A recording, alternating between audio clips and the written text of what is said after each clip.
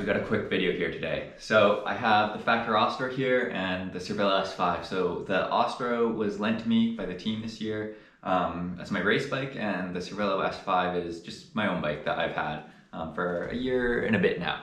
But I thought it'd be interesting to do a little comparison between the Ostro and the S5.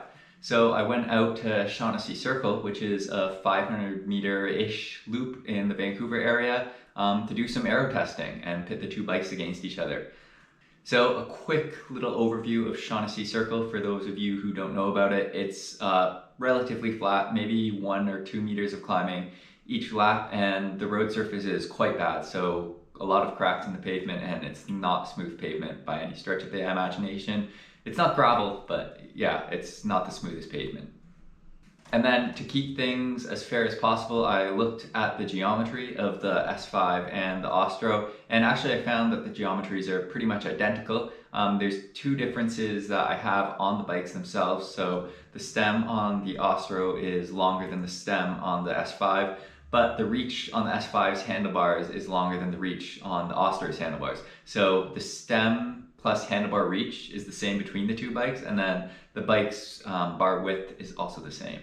And then the other difference is the seat post. So this has a 0 offset, whereas this has a 25 offset. And then just to counteract that, I moved the seat forward 25 mils so they would be in the same position. So I tried to keep the positions as same as possible. And then obviously I was wearing the same clothes. So I was wearing my Laser Aero helmet, and then the Pearl Izumi skin suit, and then same shoes.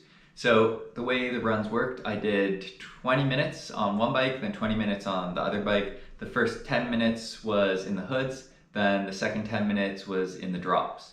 And then between the two runs, I had to switch pedals because I'm using the Garmin Power pedals. So the only time difference between the runs was me taking the pedals off. So the conditions were pretty much as same as you can get.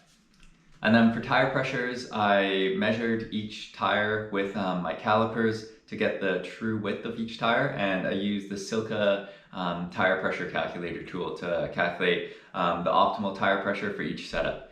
The other difference between the two bikes is the weight. So the S5 is a lot lighter. It's 6.85 kilos, whereas to the Ostro, I measured it at 7.8 kilos. So almost a kilo difference between the two. That comes from the groupset, which is a SRAM red mechanical groupset on the S5, kind of the lightest groupset you could get. And then the Ostro has a disc brake Di2 ultegra groupset. So in terms of modern groupsets, it's not the heaviest groupset, but also not the lightest groupset. So what did I expect out of these runs? Well, basically I expected there to not be too much of a difference. And if there was a difference, I thought it would be like 0.1, 0.2 kilometers an hour, like close enough that you can kind of chalk it up to error within the experiment. One thing I did think was the thicker tires on the Ostro were going to be better on this kind of road surface. So if anything, the Ostro was going to go a bit quicker. However, that's not what I found. So the Ostro, in the hoods, I was averaging 35 kilometers an hour, and then in the drops, I was averaging 35.6 kilometers an hour.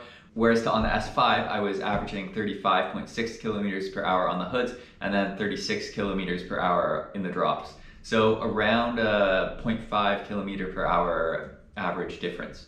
I don't know, this may be within the realms of error for the experiment, or the S5 may genuinely be faster on this course. It's kind of hard to say.